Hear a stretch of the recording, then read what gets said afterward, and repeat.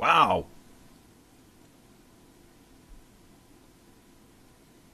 Um,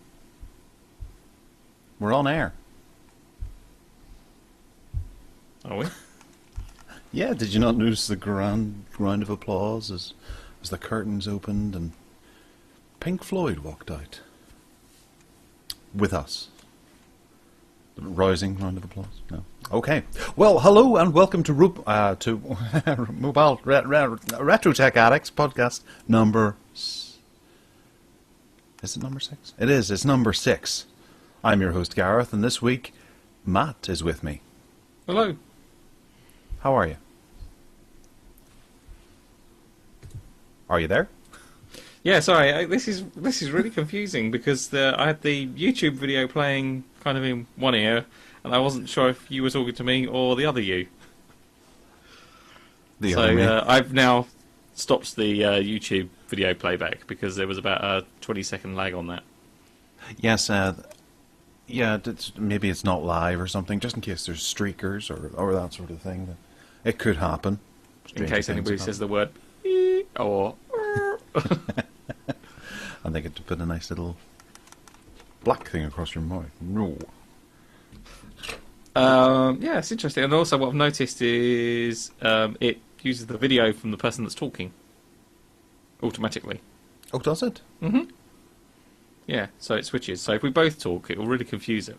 Okay, so 3, 2, 1. I If saw we both a ship talk, sailing on the sea. Doesn't know which one to do. Crikey. I look forward to seeing what happens there. That's where the Google... Oh. No, that was a notification that a friend of mine's just in a relationship with her boyfriend. Yes. Okay, so, yeah, this is Retro Tech Addicts podcast number 6. And, Matt, how are you? Yeah, I'm good. This is a bit different. It is. We're doing a Google Hangout this week, and if it goes very well, then we will notify you next time we're going to do one, because, quite honestly, I thought we were going to screw up, and Matt had every faith in us getting it right, but we didn't screw up, which is a first. Well, maybe you and I are the only two people that are ever going to hear this show. Well, it's possible, yes. And we can hear it again in 20 seconds after the lag stops. Okay, so this week we've got a bunch of stuff for you. So we're going to shake it up a wee bit with our usual feature being changed. Just a little, not too much. But we're going to have a look back at the days in the past. But if you want to get in touch with us, you can by emailing us at podcast@tracyandmatt.co.uk. You can phone us on 0208 123 3757. In the future, we plan to do this Hangout thing more often, so you can log in and you can do a Q&A session with us. You can ask us questions directly through Google Plus itself. And obviously we'll be extending this to mobile tech addicts as well. So we'll try and let you know ahead of time as to whether or not we'll be doing this on a Tuesday or a Wednesday. And if you fancy, you can sit down with your loved ones in front of the television and watch us up close and live and in really bad pixel quality. Yes, that's something we definitely need to address is the video here. I mean, I'm using my older first gen, I think it is, MacBook Air at the moment, so I'll ensure that next time we do it, we have something a bit better. Something that's got a FaceTime HD or whatever. Yes, I will buy an HD camera this week. Because this is supposed to be an HD camera, but it's lying to me. Don't buy one, I will send you one. Even better. I've got a quite a nice Creative Labs one somewhere. It's not over there. I'll find it. Okay, so this day in the past, there was a few things that happened. One, most notably, was that Windows XP was released. Well, not quite on this day, but it came out in October the 25th. So we're just about there. That was 12 years ago, and look at where we've come from there. I'm still using Windows XP for the most part. Really? Oh, Parallels. Well, yeah, my Parallels installation that I use on my main Mac is just XP. Is there any particular reason, or is it just compatibility? XP is just pretty simple, lightweight.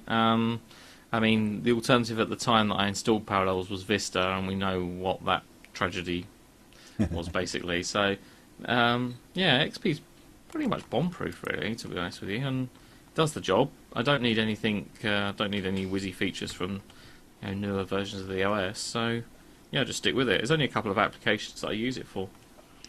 So, yeah, does the job. Yeah, Windows does seem to be a bit like the kind of Star Trek movies where a good one, bad one, good one, bad one. Aside from Star Trek 3, which everybody likes. It's just Star Trek 5 and Star Trek 7, so obviously all the odd ones are terrible, apparently. But, yeah, there was before XP, there was Windows ME, wasn't there?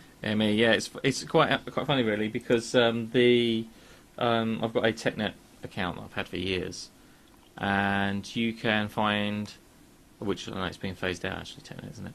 But on the TechNet downloads, you can find everything from Microsoft, basically, from Windows 3, I think and DOS 6, I think are still available to download if you want to. But the only product I can't find on whole of TechNet is Windows ME. It's like it never existed, which is probably a good thing. Did you ever buy a copy of it? I did. Yeah, I mean, in one of my previous roles, we had a number of 98 machines, and yeah, let's try out this new ME because it's it's a good stepping stone to NT4 and whatever.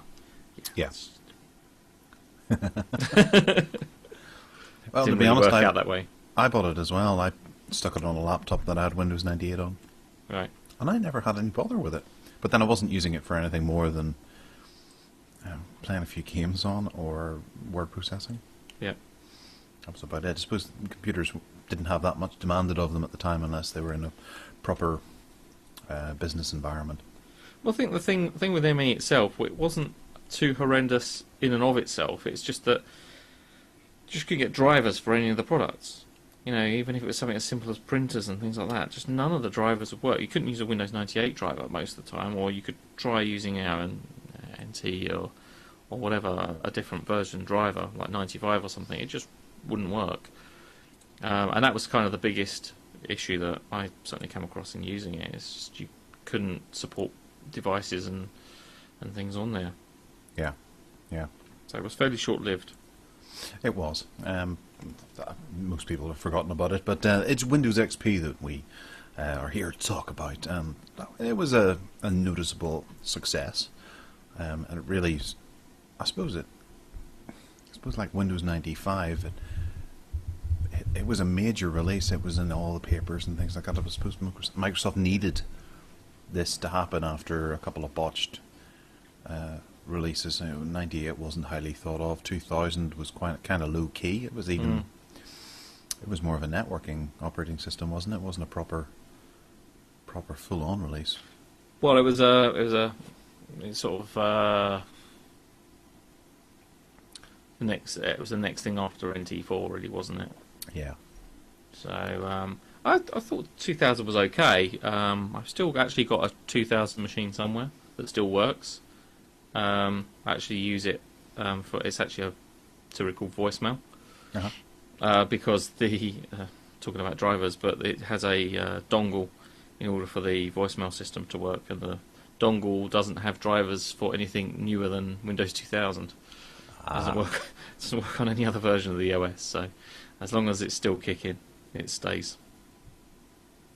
Dongles, that's right. That was the best way of security. Yeah. Or copyright, avoiding copyright. Yeah. Yeah. So what was the big things about Windows XP? What did it pack that the older versions of Windows didn't actually have? I guess it had DirectX. Was it 8 or something was around then, and they brought out 9. 7, wasn't it? Wasn't it 7 at launch? DirectX 7? I could be wrong. Might have been, but I've never really heard of DirectX before that, I don't think, in any of the previous versions. No, fair enough. But it had all the little bits and pieces built into it, like CD playing or CD burning, and media player was given a big overhaul. Yep. So it actually did more than just being honestly just a crappy grey window. Some people will probably say, yeah, it was much better the way it was because it was so simple and things, but it did become quite big and bloated, and obviously went on to become Windows Media Center eventually. Yep. NTFS support, I suppose, is the other thing. Oh, was that then too? Yeah, well, I think, was that in 2000? I think Windows 2000 had NTFS, didn't it? I don't know. Yeah. Yeah, it wasn't in 95 and 98. I think it was introduced in Windows 2000, actually, having said that. Right. Certainly large volumes are supported, and files over 4 gig. Okay. I have a little list here which I'll run through. Cheating. Well, I didn't spend too much time Preparation. with XP, to be honest. I do remember reinstalling it many times, but actually using it. That's one of the reasons why I went back to ME once, because XP was pissing me off once. ClearType was introduced, I believe, a font rendering mechanism. Remote assistance and remote desktop features were added. New networking types included Windows Firewall, Internet Connection Sharing Integration with UPnP, NAT Traversal APIs, quality of service features like IPv6 and Teredo tunneling. You're understanding all these things, of course? Well, I don't know what the Teredo tunneling is. I've never come across that, but I understand the stuff, net traversals and stuff like that. Bluetooth integration as well, and FireWire support. And then, of course, Windows Movie Maker, which is quite a lovable piece of software, actually. I liked Windows Movie Maker. It was just so simple. Never really used it. I used other products, but that's not one that I really used. I think actually one of the reasons I upgraded one of my machines to XP was for the FireWire support, because I had a DV camcorder that had a FireWire interface so that you could do capture. Oh, right. So I bought a capture card that was a FireWire capture card and used that for video editing. Yeah, fair dues. And you could edit. You could actually play. You could output over FireWire back to the camera, which was quite cool. Yes. Well, there was a lot of attention paid in XP to the handwriting recognition and speech recognition input, I guess, and that was mainly for the XP tablet PC edition as well, which you could get. So I think that might have been one of the first times that they started dividing up the operating system into where it could actually go, whether it be Pro and was it professional editions and standard editions and things like that, and then there's of course the tablet edition as well. But the likes of Windows Mobile and Windows, that was based on Windows CE, wasn't it? Yep. Which was from Windows 2000 or NT.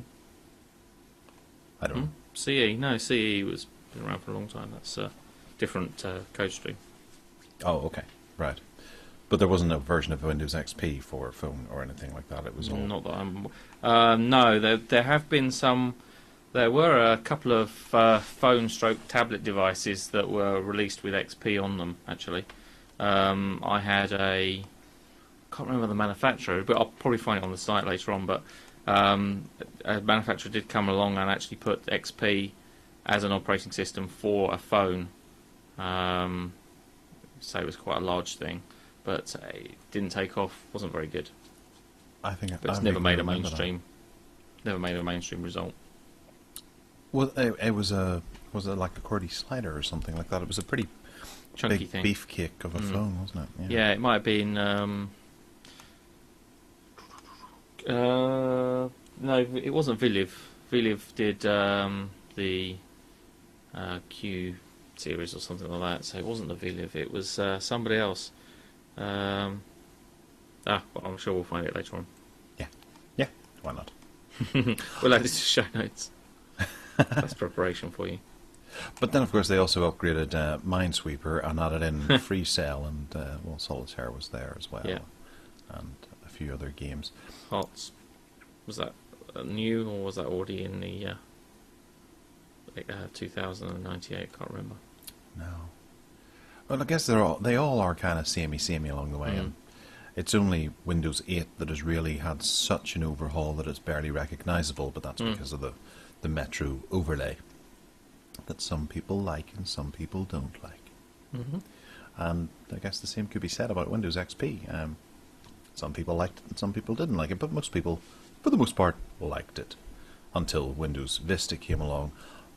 A whopping 6 years later, it was 2007 that atrocity was released on CD for people to mess up their lives and their computers and possibly try and emigrate out of a country to avoid. Yeah. I think that's put a lot of people off, and that's why XP is still so widely used. I mean, a lot of workplaces are still stuck on XP. They're not probably going to be in any sort of rush to move to new operating systems, possibly from being burnt with Vista, really. Yeah, the British government still uses XP. Exactly. So the kind of if it ain't broke, don't fix it kind of attitude.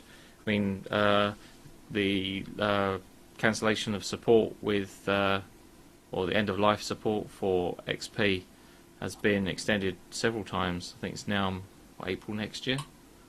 Oh, is it? Something like that. I don't know. I know they tried to kill it off a number of times, but I think just because of the sheer volume of it still out there, it's had a couple of reprieves. It's kind of nice, I suppose. Vista has already ended, hasn't it? Mainstream support ended on 2009, but extended support is up until April of 2014 for users of Windows XP with Service Pack 3 and the 64-bit edition. There you go. Up to Service Pack 2. Fair enough. No, that's cool. Extended support for who knows, it might get Windows extended XP again. embedded. Yeah, well, it could do. There's an article here saying that it might be up to January 12th, 2016. Right. Which that's well over 10 years. Almost 15. Oh, it is 15 years, yeah. Yeah, it's pretty interesting looking at the system requirements as well, as we've just got down to there, is what the minimum system requirements are. It doesn't need a lot, really, does it, by comparison to today? No, it will run with only 64 megabytes of RAM. Right. And 233 megahertz processor minimum. It's quite incredible, really. It is, absolutely. But they said the same was going to be for Windows 7. They were going to have it operating on, well, very low-spec computers and things. I don't know how true that was. Not really. I think, well, it certainly was better than Vista. I mean, Vista, you needed sort of, supercomputer to make it run smoothly. It was ridiculous, really. Yes, it was pretty bad. But then Windows 7 is based on Vista, isn't it? The whole engine of it. Yeah, but they certainly managed to fix it a bit. Yeah. There's essentially just a bigger Surface Pack. So whenever you invest that amount of time and money in something, you've got to try and make it work no matter what. And a rebranding exercise is probably the easiest way. And Windows 8 is, again, Windows 7, but with a... I didn't know there was a starter... Sorry, I didn't know there was a starter edition of XP. I've never come across that one, actually. No?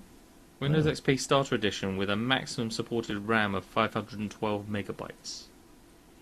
Yeah. But I don't recall that one. I'm familiar with the other ones on the list, but not that one.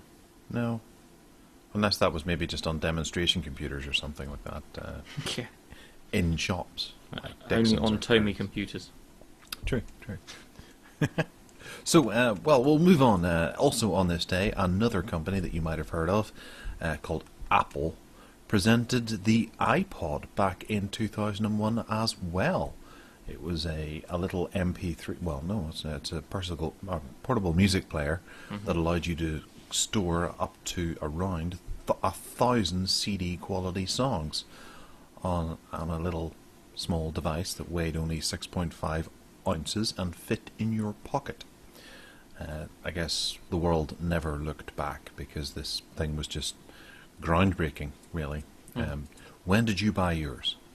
I've actually, the first time I bought an iPod, and by iPod I mean not a generic iPod, but the iPod, was only about 2 years ago. Ah. My first iPod was the Shuffle. The new Shuffle, the touchscreen Shuffle. The little tiny one. The little square one. Right. And the reason I bought that was because I bought a watch strap thing for it. So because it had a watch interface, and so I had a 8 gig version with a nice watch strap. And you'll notice I don't wear a watch anymore, but that's the only reason I bought that. I'm actually never owned. That's the only actual iPod I've ever owned. So I bought that about 2 years ago. Before the iPod itself came on the scene, I owned a Creative Labs Nomad jukebox. I remember it well. That was a nice. Still little have it device. actually. Yeah, I'm sure probably it's still work. works. 4 gig hard drive that it had in it. 4 gig 2.5-inch hard drive. Was that one that had like a blue runway down the middle of it, or No, it kind of looked a bit like a portable CD player, but it was blue. So think of a portable CD player okay. with the sort of back squared off, which is where the I think it had a USB socket on the back of it. Yeah. Because they brought out a newer version that had FireWire, but it was primarily USB 1.1, so it was dog slow at transferring anything. But yeah, it had a 4 gig internal 2.5-inch hard drive, which I upgraded to, I think, a whopping 10 gig. Oh. And then it melted as well. That was the other thing that I had. Creative Labs replaced mine because the batteries overheated and the thing melted. Ouch. Yeah. So anyway, but no, I never owned an iPod until, say, a couple of years ago. There were other products already on the market, MP3 players, and Creative Labs was one of them. I guess there were others as well, but so I think they were a couple of years behind in terms of releasing their product to market, really, in terms of other MP3 players. Right. I never had the original iPod. I had the 3rd generation one that it didn't have the buttons on the front surrounding the jog wheel. It just had the jog wheel and then 4 buttons above it. And it had like a sort of bluish LCD backdrop to it, or background colouring. I didn't buy it. I won it at Christmas. It was 20 gigabytes. I won it in the local pub raffle. It was the star prize. I remember getting a phone call one day from the bar manager saying, "You've won it." And I thought, "Nah, you're pulling my leg." And he said, "No, come on down." And they made a presentation out of it, and I took that away and sold it on eBay a couple of weeks later because I realised I'm never going to use this. My phone had something in it, or what was it? No, I had a Philips MP3 player that was on CD, and you could burn 700 MP3s to the CD and then play those back. Yeah. I can do that, and people can know what I'm talking about. Well, unless they're listening only to the MP3 version of the show. Well, very true. You'd have to tune in to see the video of this that's on YouTube. That might Which is not a be there. paid extra. Yeah. Okay, so I don't think I had another iPod after that. I've bought several for the family. There's a pink one somewhere. An iPod Nano, that's what it is. My wife had it, used it for her running, and then passed it on to her daughter. And then iPod Touches all after that. Just looking down the product line of all the different types of iPods there's the classic, and then there's the mini, which I really liked the mini. It was a nice kind of chunky device. It was small but wide, if that makes sense. It felt good in the hand. I was very close to buying one of those once, but I ended up with an Arcos, or an iRiver, in fact it was, at the time. Then they made the Nano, for which there was several different types. 7, in fact. Shuffles, touches. And that's where we are up to now. What are we on? 7th generation, 6th generation touch or something? 5th generation touch. Oh, 5th, sorry. 4th generation shuffle. 7th generation Nano. Right. They discontinued the Mini after the 2nd generation. And then 6th generation of the Classic was the last one they did, which was essentially the video iPod, I think, which you could watch videos on. So interesting is we're both looking at the original Apple press release from back in October 2001. Yeah. There's a couple of press contacts on the bottom. Do you think it's worth us getting in touch with them and asking them if we can have a review unit? We could do. Well, let's Google. Let's pick Natalie's name here and see where she is now. There she is on LinkedIn. There's a picture of her too. Sydney, Australia. No, I don't think that's her. She's 17. Yes, something in which like case that. it's probably not her working for Apple in 2001. No, but she's kind of hot.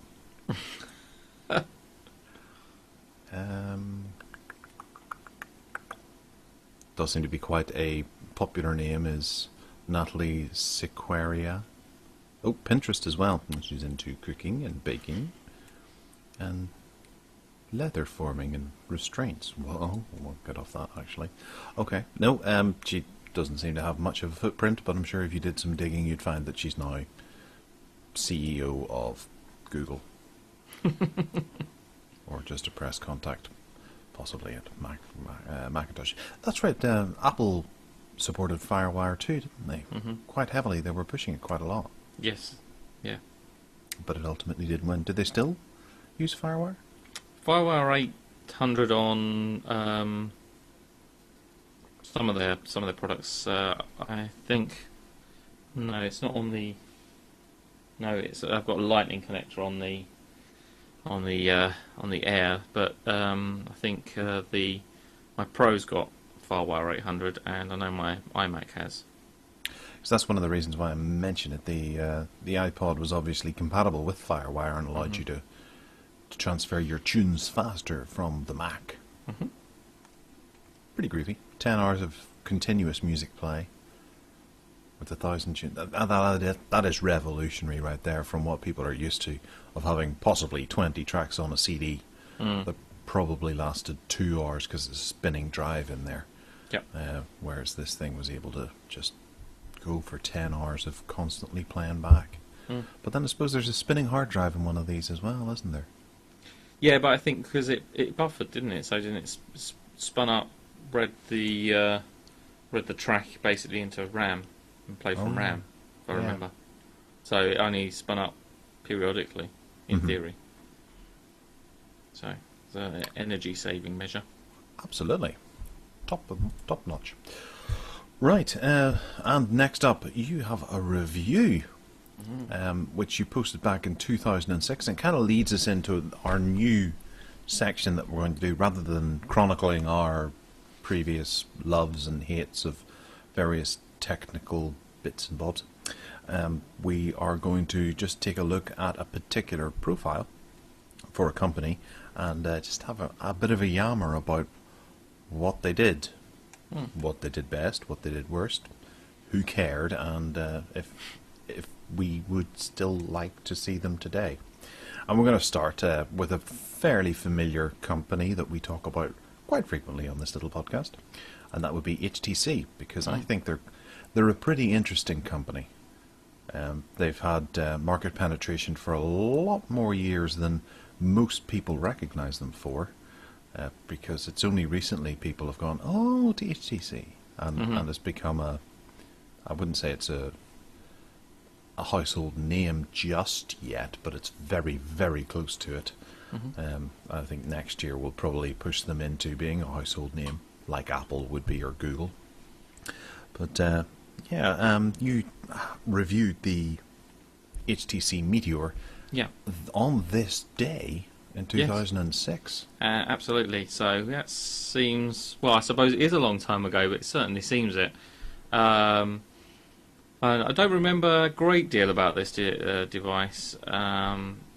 It was basically in a long line of the candy bar style phones that HTC had produced over the years.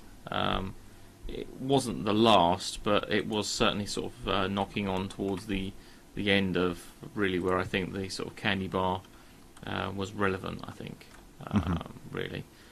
So this was a fairly small. When you consider it was a candy bar style phone, it was 128 grams, which is about the same as your slab phone these days. It was quite chunky and quite weighty. It was non-touch screen. It had a sort of a thumb joypad in the middle for navigating around sort of menu system.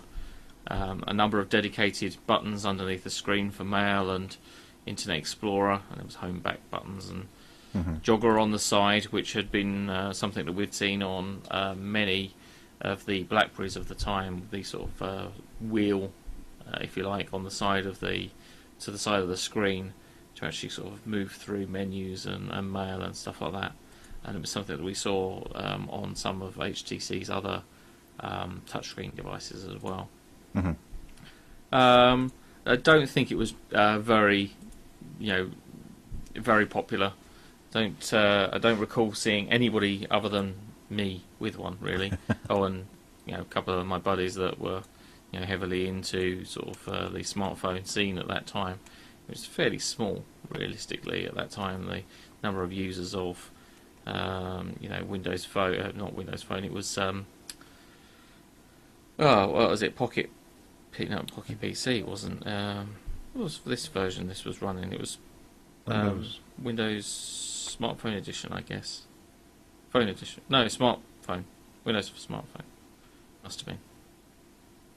Yeah, that doesn't ring it for me. I think it's well, got some idiot didn't include it in the specification when they wrote this review, 7 years ago. So they must be chastised heavily.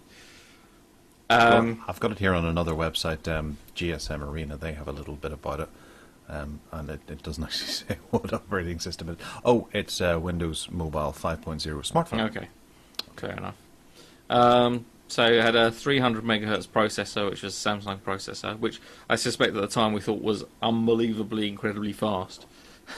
Yeah. At 300 megahertz, it had the 240 by 320 display, which had been stepped up from the other SPV and smartphones that, candy bar style phones that HTC had been releasing, which were 176 by 220.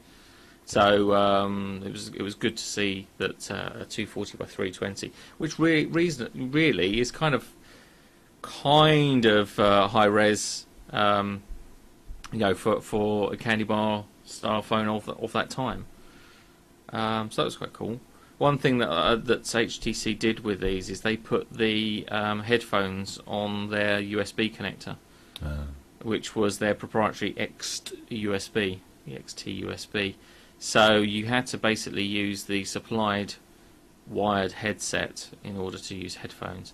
Some companies did come up with adapters, and I did some modifications to existing headphones. So basically cut the cable off of the wired headset that come with it and put a socket on it so that you could use your own headphones. And I did this for quite a few people.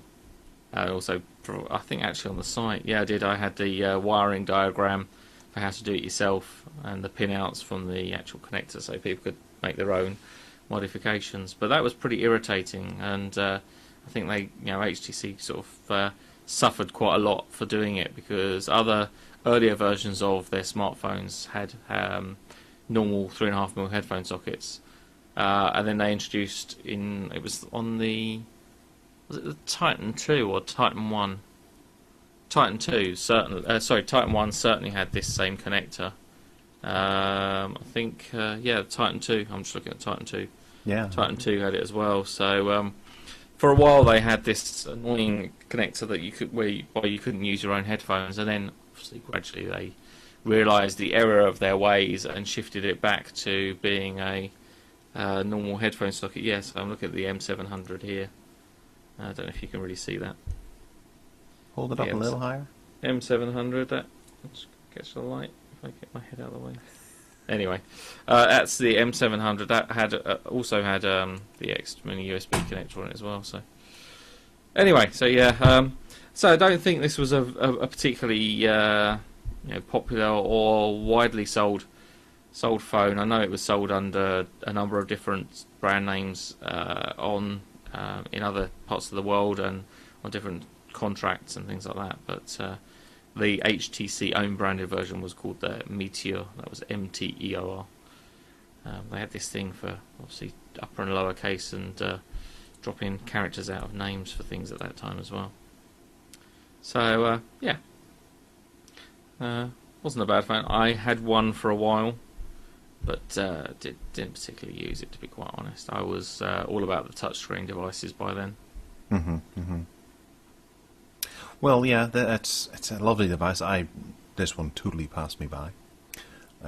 Although it wasn't the sort of device that I was interested in the slightest. I was very much, 2006, looking for full QWERTY keyboards at least. Front-facing, I guess I was in my Palm phase. This came out before or after the Hermes?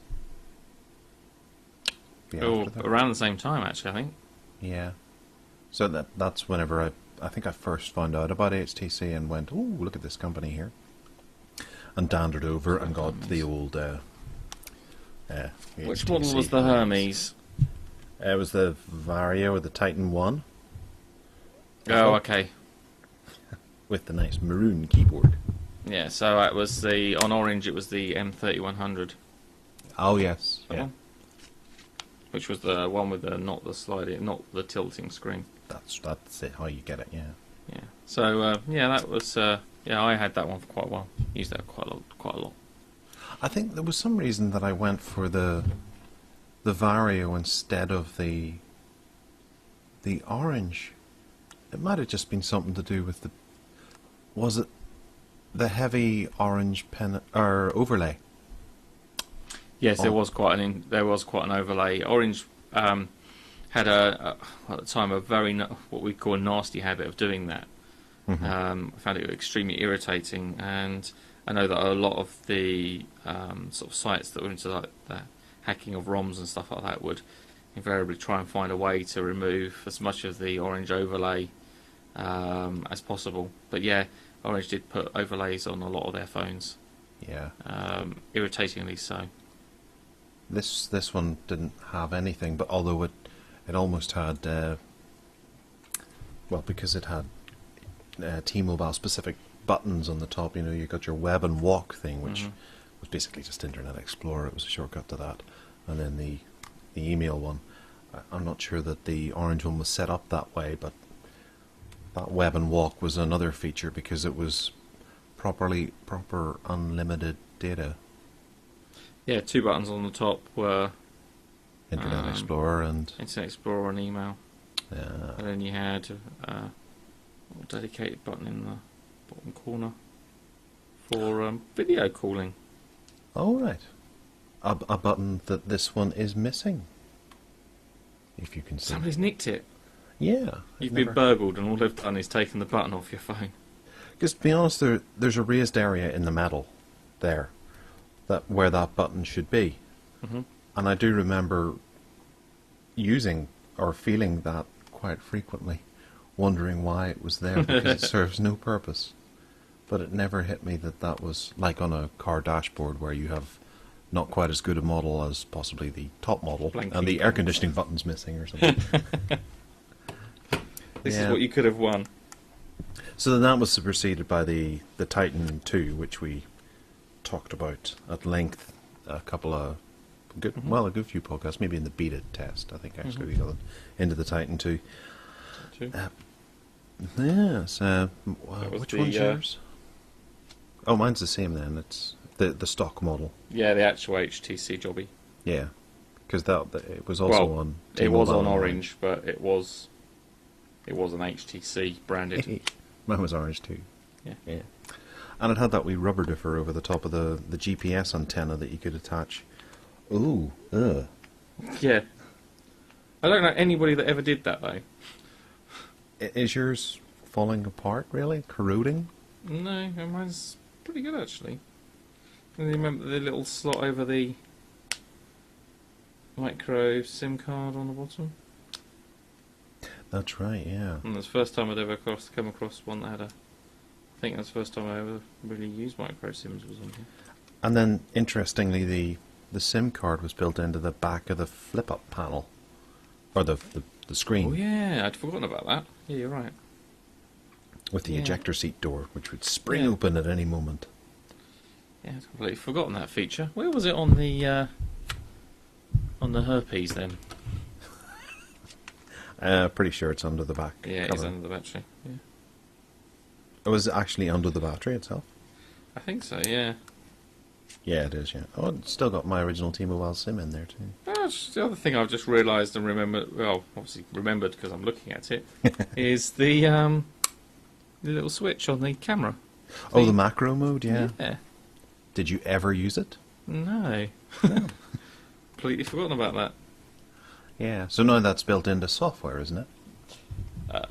Okay. Well, no, because I think it's a physical thing on many cameras, isn't it? Because it's actually a lens thing, so I guess it's physically controlled. I suppose, yeah. So what else do you have HTC-wise, goodie-wise? I only have the Nexus 1 here. I've got the Palm Trio Pro in the house, which it does count because it was made by HTC for Palm.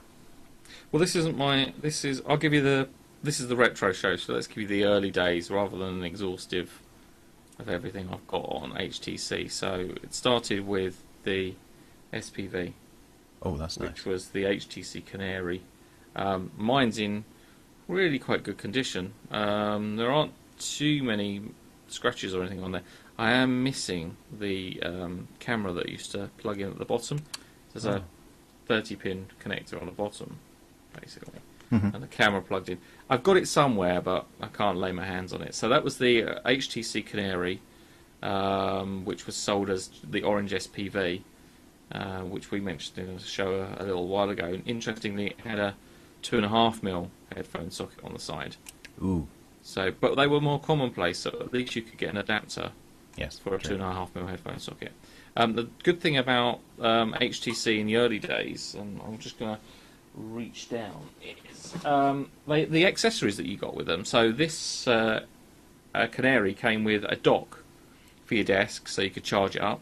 It also came with a case, which was for your pop it on your That's a belt. pretty brutal case, actually. So, well, yeah, I mean, I never used it, but nevertheless, it was an accessory you got, and the dock was quite useful. This thing took full-size SD cards as well. I don't think it supported anything too big in terms of capacity, though. Probably 64 megabytes or something. Yeah, I think actually when it came with multimedia card when I got it, I think I got a 4 meg multimedia card. Not even been a 1 meg. It certainly wasn't a lot, it was pretty limited. From there, we went to the E200, which obviously you can see is a great deal of similarities to the SPV. That's So very the nice. E100, With the black sides to it, it defines it very nicely. which still has my orange SIM card in it. I can't remember what model this was. What was this? This was the Tanager? Yeah, Tanager. So the HTC Tanager, but as I say, on Orange it was known as the E100. You'll notice the design was changed to have a proper nipply joystick. Yeah. Versus the original SPV had sort of like a Proper paddy D-pad type thing. Yeah. Yeah. So that was interestingly, that was a 9-way joypad. That was a good phone. Again, it was a 176 by 220 display LCD. That looks exactly like the joystick on the Meteor. Similar. Yeah, it does actually. They stole it. It must be. Then we had the E200, which Had a different. very, very similar to the E100, but it had a smaller joystick in the middle, and it was more difficult to use because it was much slimmer. I don't know if you can really sort of make that out, but I can just. It was much harder to use that little joystick So what was this? I can't remember the names of these. Oh, so it was the Voyager. So that was the Voyager. Slightly faster processor, a few bits and pieces, and a few little sort of bells and whistles that were changed. Built-in camera. Nice. That one didn't have the built-in camera, so this is the first one to have the built-in camera. In terms of candy bar, the next one we have was the C500, which again had built-in camera on the back, and the first time I saw a phone, I don't think it was on here. Oh, it was. There was a mirror on there, so it had a mirror self-portraits. So again, which became quite a trend. Started doing the selfies back then. So then this one is pretty much unused, pristine. It had still the 2.5mm headphone socket on the bottom. But you'll notice the trackpad or the joypad was then changed for this it's almost rolled up and down and then pressed left and right. Oh yeah. Really, really irritating. It was a terrible design change, quite honestly. And for the developers that developed games that work nicely with little joysticks and things like that, it just completely killed the ability to use those games. So yeah, that was pretty irritating. This one is literally pristine. It's still got the tape over the IRDA. Yes. That was original, so unused. Pop the back cover off. Apparently I can't pop the back cover off.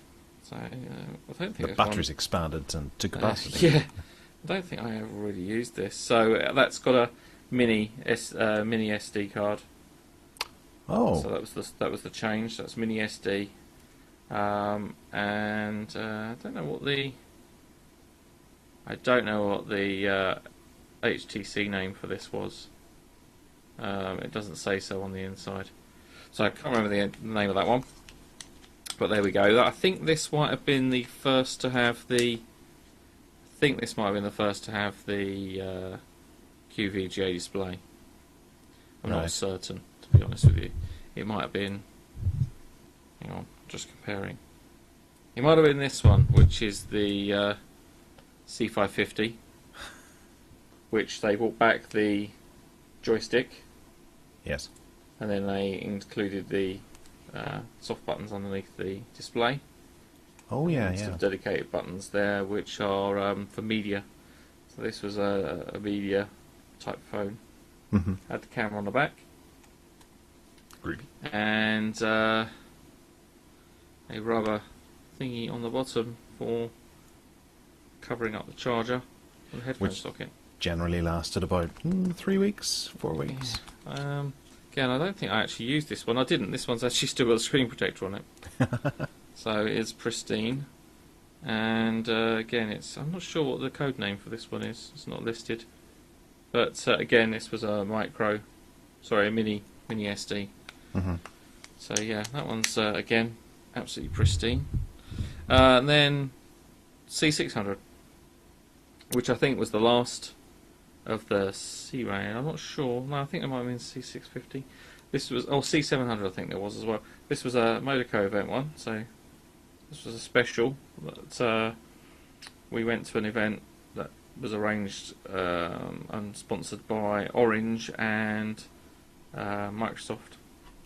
So we went along to this event. This is when I was a moderator over on Monaco. Same back inside, basically. Very, very similar phone. Just a very few small design changes over the C550, really. And I think, again, this was the quarter VGA display. And it had a joystick, so it was quite nice. And that was a nice, lightweight, good-looking phone. Yeah. It was also available. So that was really that's the candy bar phones that I've got from HTC, really. There are a couple of slightly newer ones, but they are the classics, if you like. Yeah. It's a lovely collection you have there. It's nice seeing them again. Yeah, and I must look after them, actually, because, as I say, this was never used. And several of the others were never used. They were sort of... I think I had some of them as upgrades, and some of them I was just given by other people, and I've kept. I've got others, but... No, you're okay. They're all from the time, aren't they? They're not You haven't sort of gone back and bought them again off eBay or No, something? these are all original. If you like, well, they're all original. You know what I mean? They are from the time that I had them. I haven't in my sort of early HTC collection. I haven't gone back and got others. I will quickly whiz through because I don't want to. I'm conscious of the length of the show, but we had the M1000, which was the first of the touchscreen Pocket PC. Yes. That was the MDA on T-Mobile, and various other networks had it. This was well used, and I don't know if you can see there, the screen has actually got little tiny scratches on it from the amount I used it. Oh yeah. There's 9. Yes, it. Is that from a? Oh, from the keypad, right? Yeah. Not from a T9. Unlock screen or something like that? Or? No, I think that was from using the T9 or something. But that was well used and almost loved. So that was the first touchscreen phone that I had, followed by there was an M1500, which I don't have. Then there was the M2000, which was the first time I got heavily involved with Orange and Microsoft as a beta tester. Yeah. So I had this good 3-4 months before it went on sale. This, I think, is the Blue Angel. Yeah, Blue Angel. What are you doing, Gareth Miles? I don't know. I clicked a button. You're clicking there. things, aren't you? Sorry.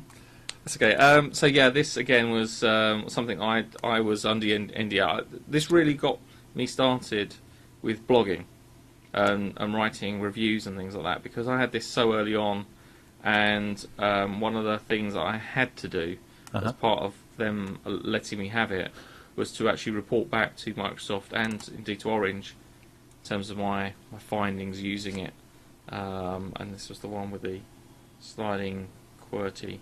Yeah, this was. I always thought of this as a legendary phone because for some reason it became the one that all the hackers were using over at the forums, and they were modding, and all their ROMs seemed to be written on it. It was the. Yeah. It had another name as well. Was it the Avant? No one. So let's say M2000 on Orange. It's the Blue Angel was the code name from it. Blue Angel, yeah. But yeah, it had the controls on the side. Space for stylus. I have actually got the stylus somewhere. Yeah. It isn't lost forever. I do have it. Yeah, and it was I say for its time, it was really good. I used this a lot. It was the thing that got me started in terms of writing reviews and deciding to have my own our own site now. Let's have a look at the keyboard again. Just how big is it? So if I put my fingers either side. Oh yeah, and it's quite a curve to the keys as well. There, that would be unthinkable now if you put that in a BlackBerry. Well, certainly it's kind of, if you think about how you would hold it with your thumbs the other way around, the curve's really the wrong way. Yeah. The curve should actually be the other way in theory. True. But it was good. I mean, I think I used this a lot. Again, I've got I've got a boxed pristine version of this.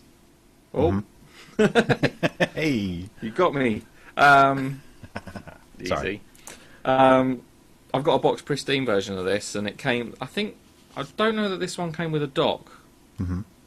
Obviously came with a charger, and I think the memory card slot's on top. Oh yeah. But again, used this a hell of a lot. So from there we went slightly smaller to the which was the M500. Oh yes, that was which is a nice little phone actually. It was almost a budget phone, wasn't it? Or was it the M100? I don't know. This one. See, there was a 1500. And I think only sold in France was the 1500, and I think there might have been a 2500. Right. I'm not sure what the code name for this thing is, but the company I work for, we bought not hundreds. We bought dozens of these. They were really, really popular amongst our our guys. These are. I can't get the battery out because there's a little. Did you ever have one of these? Did you ever have one of the phones? No, I didn't know. Right, see that little red thing there? Yeah. It's a little rubber thing that wedges in. You push it in, and it means that you can't pull the battery out until you pull that red thing out. Uh-huh. And to pull the red thing out, you have to use the stylus, which is currently missing. So I can't get the battery out.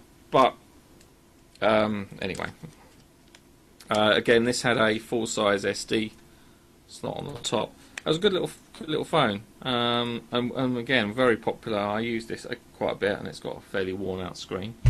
From there, I think possibly next was the M700, and again, we spoke about this in a couple of weeks ago. So this was this one the Trinity? That's very black. It's quite difficult to make out in the low res of the... So is this the Trinity? I can't remember now. Yeah, this is a Trinity 100. So yeah, this was available in white and black on Orange. Yeah. You'll notice how badly worn the paint is. Yes. Oh, I remember that one now, actually. I've actually got another one of these somewhere that it got so bad that I just deliberately wore all the paint off. So it's got a nice shiny bottom. Yes. Well, that was quite... I didn't use that one as much. This one, I think, was the first that I ever had that had the built-in GPS. And it shipped with TomTom. Oh. So that was quite cool. Then there was the... Remember this? Oh, that was the... Universal. Oh, yeah, that was huge, that thing. M5000 on Orange, they called it. But yeah, it was the Universal. Again, I use this a lot. This had the one... Let's try and get it sort of in frame. The funky keyboard that you could turn and lay flat, so you could use it as just a full touchscreen device. It's your original transforming tablet.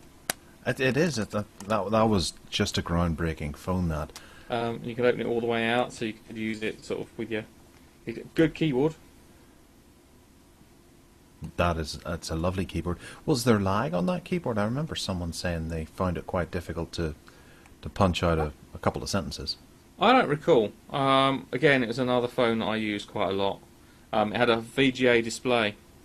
It was the first, which we at the time was like, wow, high res VGA display, and it meant that you could, you do some of these remote control tools, but it didn't have an external display.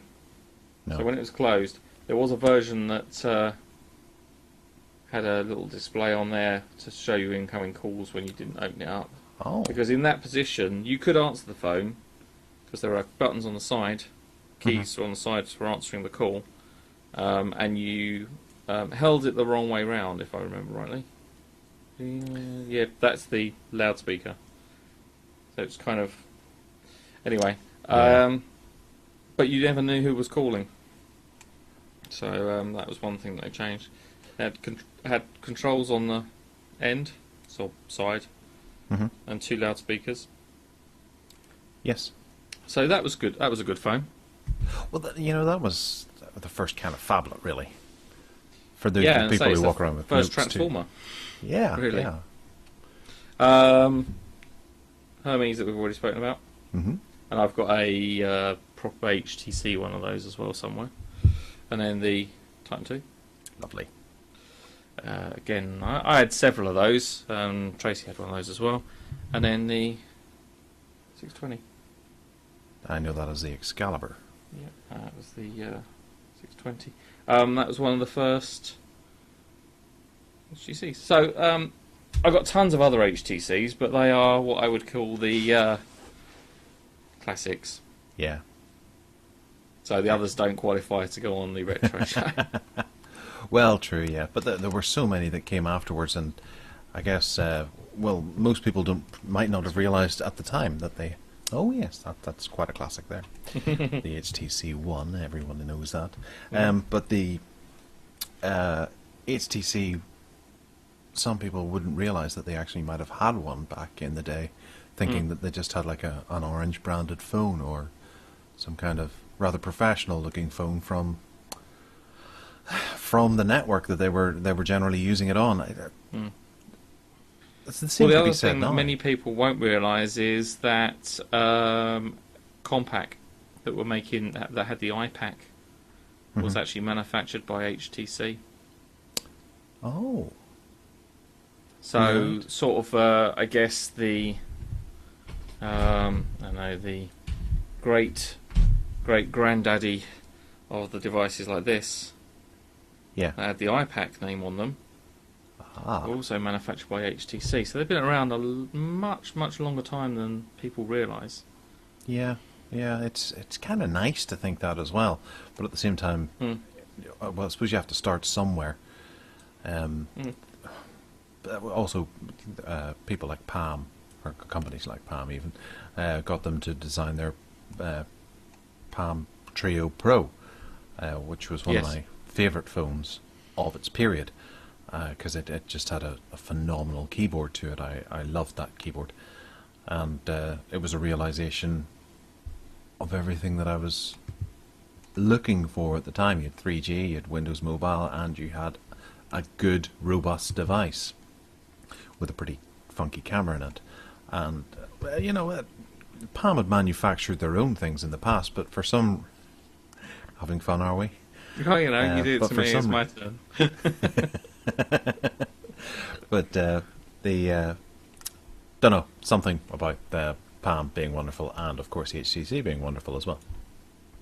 Well, what else is there? Can you think of any off the top of your head that they did like the Trio Pro they manufactured for other people? Well-known people as opposed to the networks.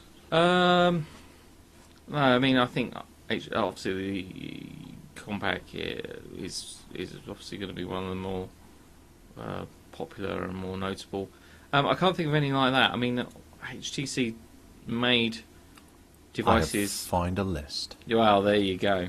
Okay, so they manufactured the HTC Passion that turned into the Google Nexus 1.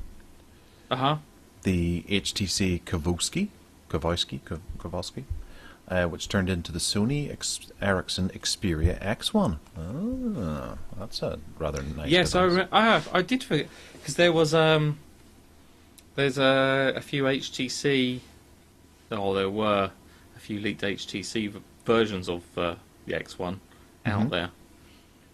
Yeah, I It's a bit like the actually Pro. have one. I'll put that in my HTC collection then, because that makes Yeah, a sensible place for it to be. Would have been the same as. No, that's the S740. I've got a Pro somewhere. Touch Pro or No, the Trio one Pro? that was like the one that was like the X1. Right. Oh, I don't know. It's somewhere. Well, there was also the HTC Panther. That was the Trio Pro. The Cheetah, which was the Trio 750 and the 750V. Oh yeah, you're joking me. They made that? I didn't know that. That's incredible. I love the 750 again as well. Then there's the Eden, which was the Fujitsu Siemens Pocket Lux N100. I didn't know they made that. Apparently they did. Oh wow. The Sable, which was the iPac. Oh, there's the Beatles as well, was another form of iPac. The Bali, that was the Fujitsu Siemens Look 7XX. And the Road Blaster, Dextro, Great Wall, Kiwi, and Rosella were all iPacs as well. So that seems to be the complete list of contracted devices. But they've made phones for some of the biggest companies of the day, and sat back and watched them take all the reward. That you can understand why they got sick of that and decided, right, that's it. Absolutely. I'm getting out there and going to make Yep. our own name. But then Yep. other companies have been doing that as well. ZTE are doing it. Huawei are a fine example. Everybody's owned a Huawei device at the time. But I'm genuinely shocked about that Xperia X1. Yeah, because there were versions of the Pro Mm-hmm. Yeah, the Pro or Pro 2 was it at the time that were around with. Did you remember the live tiles that were on the X1? Yes. And conversely, somebody had ported the Pro's OS onto the X1. Ah. So they were stablemates, basically. Mm-hmm. Mm-hmm. Right. But yeah, I'd forgotten all about that. Top-notch HTC. Let's see what they've got in future. Hmm. Or in store for us in the future, yeah. Wow. I wonder how many devices they've made over the years, just to count all these up. Absolutely tons. And actually, I was looking, I can't remember, I'll have to go back through it again, but I was on the on GSM Arena, where they obviously have the lists of the phones from HTC, and I've got a couple of HTC phones that weren't on the list, so Oh. I have to let them know. I'm trying to count them at the moment, but there's just too many of them. Yeah, there are loads, absolutely loads. That's got to be about 100. Yeah, I mean, I did have a. Now, what was their first tablet? That was the not the Advantage. What was the Oh, the Shift. Shift? That's it. I had a Shift until somebody stole it. Oh yes, that's right. So I hope they choke on it. I enjoyed the Shift. I thought it was quite good. Whether or not, I'm sure I wouldn't still be using it now, but I thought it was a really good little device. It's a shame I haven't got it anymore. Yeah, I didn't get to review that back in the day. I think I did the Advantage, but not the not the Shift. Advantage went through a couple of different sort of flavours, didn't it? The original was 7500. Yes. And then there was the 7501 and 7505, was it? I think something like that. Yeah. I think it was one of my first unboxing videos was the Advantage. And then That they was a long time ago. whenever you mention tablets there, the actual tablets, they seem to have only made two. There was the Flyer. The Flyer and the Jetstream, which we didn't get here. I think it was America only. It was a 10-inch tablet. No, I've never seen one. Is this you out to get one? HTC? Yeah. I never got hands on one. There have been quite a few devices released in the US that we never got here. Yeah. There was it was the 4G Touch. That's quite good, but there have been quite a number of products released over there. I remember you reviewed the 4G Touch. Was that last year or something, wasn't it? No, it was a little while ago. But what was the other one they had that I quite liked and I thought was really underrated? It was a sort of reddish. Was it Raphael or something like that? Lobster? No, that was the one you don't have, isn't it? It was the Raphael. Was a grossly underrated handset. So I think it's fairly obvious that I've got a bit of a love affair with HTC products. I don't apologise for it, but I mean I won't say that I'm not the sort of person that is has rose tinted glasses. There are plenty of things HTC do wrong both as a company and with their handsets. I mean, there have been some absolute howlers. Mm-hmm. The shift sort of actually was massively unpopular. It didn't go anywhere. It was grossly overpriced, it was just a complete flop. There have been lots of things like that. So they certainly can do wrong, but they seem to, on balance, get most things right, I think. Yeah. I'd say let's do that. What is your would the Shift be? Well, no, you were saying it was a good device earlier. What would you say is the biggest highlight? I mean, it really was a flop. Don't get me wrong. I mean, I quite liked it and used it, but overall, it was just too expensive at the time. I think perhaps if something similar was on the market now, obviously it would, with refreshed specs to reflect it, be in a similar position, then I think it would be more readily accepted. Yeah. I think it was perhaps ahead of its time, perhaps in some ways. That had a fingerprint reader on it as well, which again was quite up there. There's another phone that's been released recently with a fingerprint. I can't remember what it is. Oh yeah, it's that easily hackable one, isn't it? Yeah. There was the Smart as well, which was What's the Smart? the HTC Oh yeah, Round Brew. yeah, And yeah. it That had a, again, it's one of those things. Was it a really bad phone? yeah, Really it was. Wasn't bad. You think so? No, it was absolutely terrible. It had Okay. one fatal bug to it: Yeah, I know. the Yeah, 2,000 text message Yeah. limit, Yeah, and you had to reset the entire phone yeah, to delete them all. yeah. That's true. Okay. I mean, yes. I mean, I think again, in isolation, was it right for them to have tried bringing out a feature phone versus smartphone? It's worth a go. Well, I suppose. Yeah. It wasn't a horrendous phone. No, it was quite nice looking, I suppose, Yeah. and it was small and I think I've easily still got one. pocketable. You do? I think I've still got that. Yeah, I've got another box of stuff somewhere. No, I think I might have the Smart. I knew a girl who had one once, and I told her it had a camera on it. And she went, "Oh yeah, I used that once," and she showed it to me, and she went, "I took that picture about a year ago." Right. Ah, right. She used it once. Yeah. So what was their worst phone? Worst phone. That's difficult. You can even include modern ones, I suppose. You know, the Windows ones they've put out recently, and their surround sound efforts, their 4G efforts, their 3D one. I've got one of those. I actually think that's all right. Okay. I think the Shift and the Advantage would have to be kind of there with being their worst efforts. Really? Yeah, I'm But trying to it's think not that what they else. were particularly bad. It's just they were badly handled by. But yeah, but there were many things, particularly with the Shift, that obviously it was dual boot, but the Windows Phone side of stuff was not Windows Phone. I keep saying that tonight. The Windows Pocket PC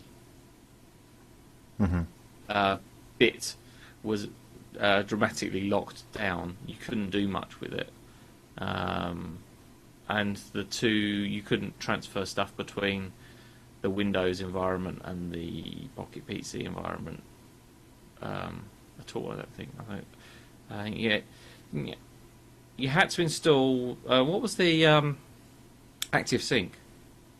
Oh yeah, that was the Windows. You had to client, install that under Windows on the device for it to see its own partition of the Windows, the Pocket PC.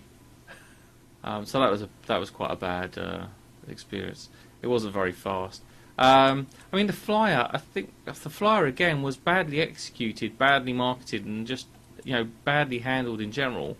But for a device and for a tablet that wasn't bad. Mm-hmm.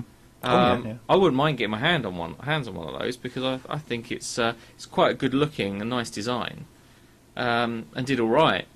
I mean, there have been quite a number of devices that have just been all right from HTC that haven't really sold particularly well, just sort of almost brushed under the carpet within a couple of months.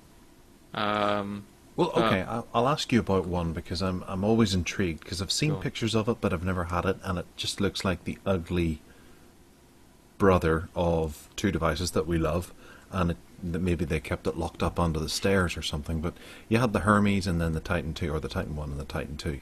But you also had the P4350, which was essentially like the Titan 2, but it had a big silver bit at the bottom. I'll send you a link to it so you know what I'm talking about. I know. Yeah. That one. P4350. It's the button itself. It pretty much Yes. encapsulated the whole bottom area, but Yeah. it just seems that it was unnecessary whenever they had the Titan 1 and Titan 2. I had one of these, and they were only around for a very short period of time. Yeah. Was there any they reason sort for of- that? Or? They flushed it all off. There were quite a few devices released at the same time that were effective refreshes of earlier models. So the 4350 was one. There was a refresh of the... I can't remember. I'm not very good. There was a refresh of this. Right. Which had, instead of being all shiny and glossy, was finished like that 4350 is. And then also the, what was it? That's the Trinity. What was the other one? The one that had the, do you remember the jog dial on the middle of it and the trackball? Oh yes, There was a refresh of that as well. The 3300 and then the 3350. That's Was it. that? Yeah. So basically, there was they added a 50 on the end to a lot of the devices and sort of brought out a refresh of them. But they were ugly as sin. That is quite special, isn't it? That's a nice way to put it. Yeah. But it didn't That's have the any Herald. Herald. Yeah. Even down to the name Hermes sounds quite nice, Yeah. and then Herald sounds like an old British car that's been kept in the garage. Yeah. I suppose it is, isn't it? Austin Herald. Yeah. Panda.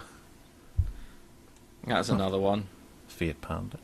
No. Oh, right. Phone. Yeah. Panda was I'll tell you what I know of. I tell you one that was a terrible phone.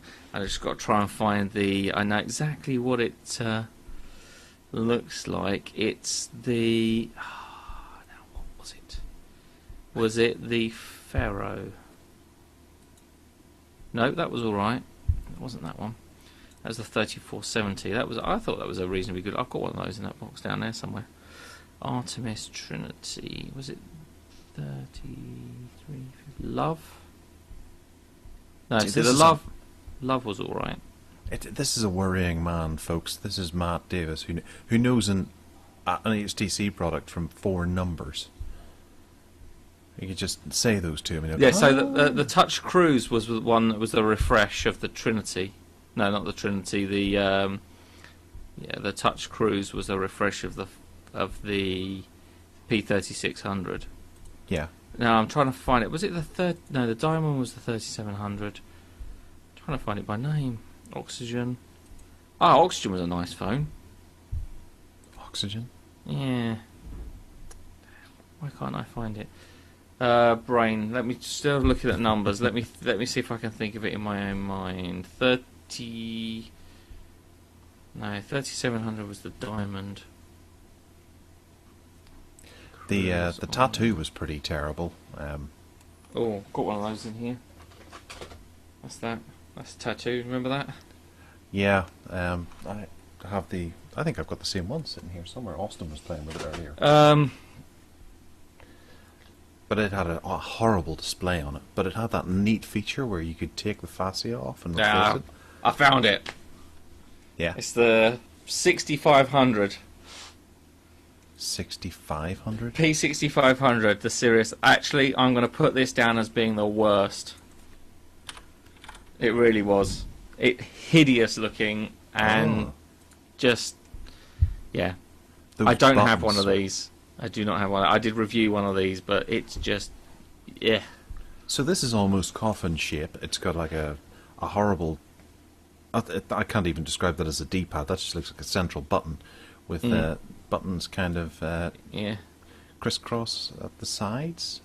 And is that a fingerprint reader? It is a fingerprint reader. Yeah, this is sort of it's designed to be sort of an industrial type pocket PC type phone. Sort of, guess your sort of courier type companies and things like that had a GPS and that sort of stuff on it, but it was just bad. It was just bad. So yeah, I think I'm going to pick this as being the worst. Yeah. A lock button on the back. Oh, that's just. There's nothing nice about that. There's somebody sat down and gone, right, we need all the bits to fit in roughly this order. Yeah, that will do. Yeah. You know, there's no. You can't say that somebody sat down and designed that. That's somebody that's an engineer that. The designer was off that day, and the engineers sat down and went, "Oh crap, we've got to get all these bits in this box." Yeah, that's fine, Jeff. It really is. I want to know more about Jeff. You've created this character. I like him. This is a pretty horrendous looking device. Bad news, HTC. That's easily. I did notice that whenever I was scrolling through the list at GSM Arena, but I figured that was probably some kind of demo phone that they'd put out for JCB or something like that, or Yeah. it had a particular point, and if I had mentioned it, like the Ozone, it's a good looking device, but I've never seen it before. Ozone and Oxygen were around at the same sort of time. The other one that's pretty ugly is the P3400, the Gene. That's ugly. Yeah.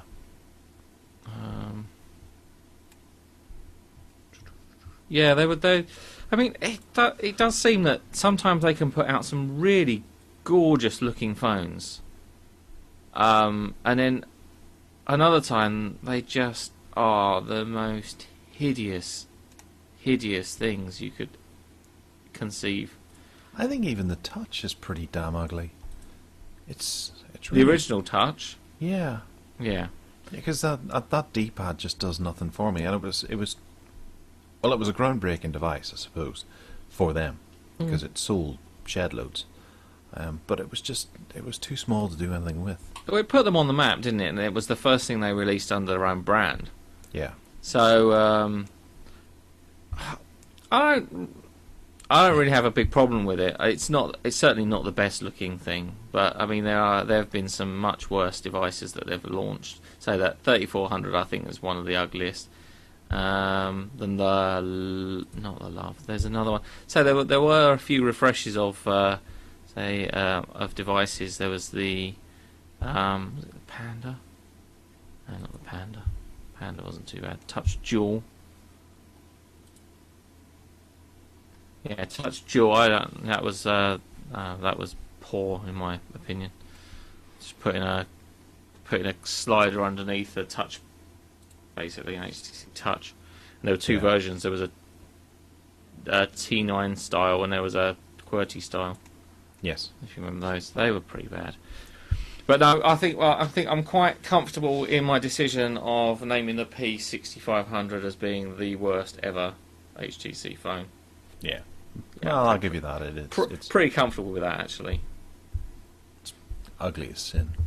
Yeah, all right. Well, that's we'll bring it to an end because we're getting quite late here. It's an hour and 20 minutes we've been broadcasting, and some people will have had to look at our ugly mugs for that long. So if you want to complain to us about how ugly we are, or perhaps send some plastic surgery our way, you can by emailing us at podcast@tracyandmatt.co.uk, or you can phone us on the Skype line 0208 123 3757. No comment is too... Is comments, please. Yeah, leave us a message. Let us know. You can get in touch with me at Gareth Miles, GarethMyles, and Matt, you're on Twitter as well, aren't you? Yeah, Tracy Matt, TracyAndMatt. Cool. And we'll be back next week with Mobile Tech Addicts, and we're going to give this Google Hangout thing a go there too. With any luck, we'll have lots to talk about, I suppose.